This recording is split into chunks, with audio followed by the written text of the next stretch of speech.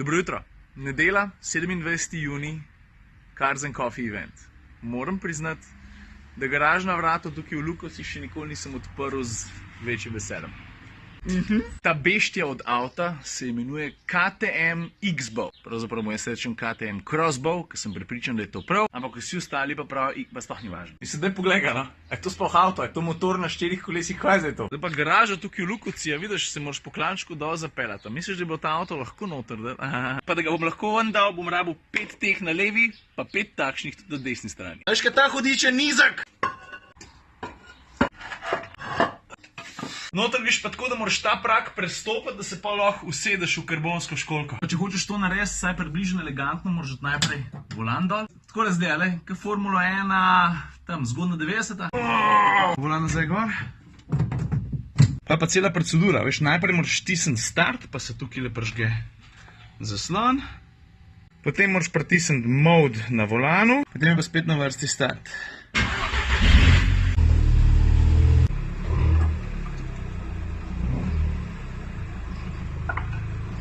Zdaj pa preden se odpeljem, se moram zahvaliti ljudem, ki so mi omogočili, da se sploh lahko usedem za volan edinega primerka v Sloveniji. Veš, kaj tukaj piše? Selež moto. To so tisti džeki, ko v Grosuplu prodajajo motocikle KTM. Če tam še nikoli nisi bil, njihov plec zgleda približen takole.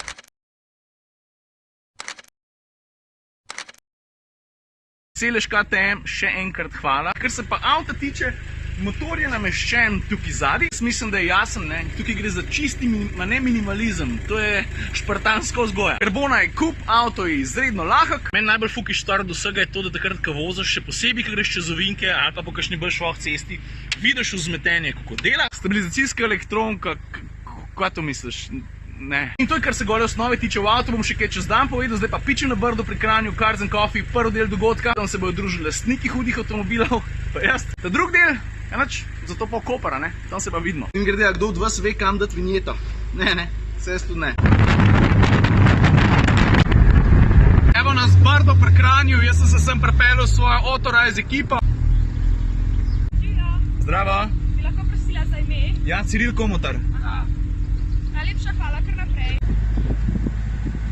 Zdaj pa tako džentelmenski dogovor prav, da bomo tukaj rajš uživali v medsebojni komunikaciji, snemali, fotkali pa malo manj. No, kakšno star boj, da vsem lahko pokažem, po mojem najbolj, da začnem pri Autorize floti, to se pravi KTM, tega poznamo. Tole zadnji je Porsche GT3, to je avto, ki sem ga takrat vozil v Španiji po dirkališču, pa sem še dolžen ta klip, pride, obljubim. Tukaj imaš pa še druge junake, to se pravi M2, Turbo pa M4. Ta pa Corvetta.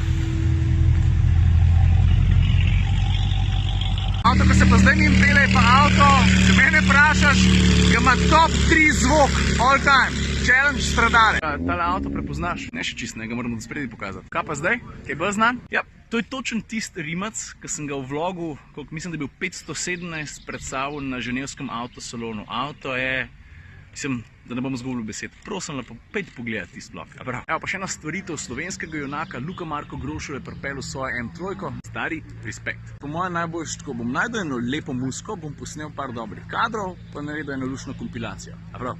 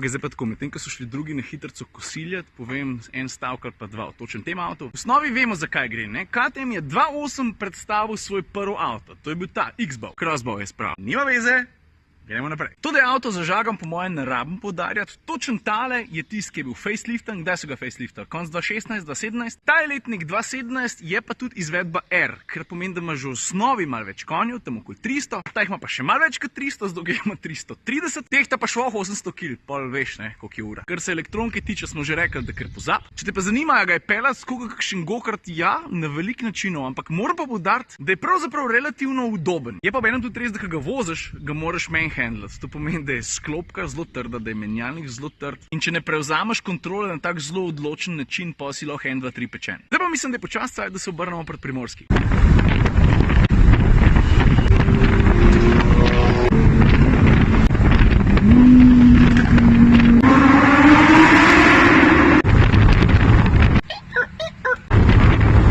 Jaz sem se pripeljal v Koper, pa naj čisto točen, kam moram. Aha, vidim.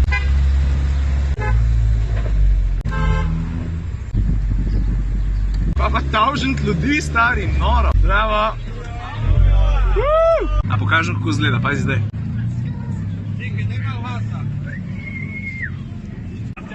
Super, ej.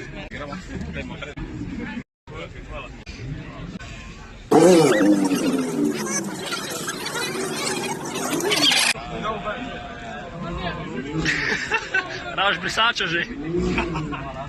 Šlo 45 minut fotkanja, talanja na le. V glavnem, tukaj v Kopru, praktično ob vodi, Cars & Coffee, vsi avtomobili razstavljeni na tak način, da so dostopni prav vsem. Nekjer dva so na sredino dali, se mi zdi, da kar v redu izbira, takole iz prve. Drugač pa ne vem, koliko ljudi, ogromen, mislim, daj pogled to maso za mano, pa toliko nedobre energije. Te nisem že dolg časa nakupil, a veš, zdaj sem na zadnje toliko. Takrat, ki je bil Komotermit, lani, kdaj je bilo? Septembra, oktobra, in ko smo že pri tem, ne, tudi letos sem videla, prav, zdaj pa še malo pogled, kaj se dogaja.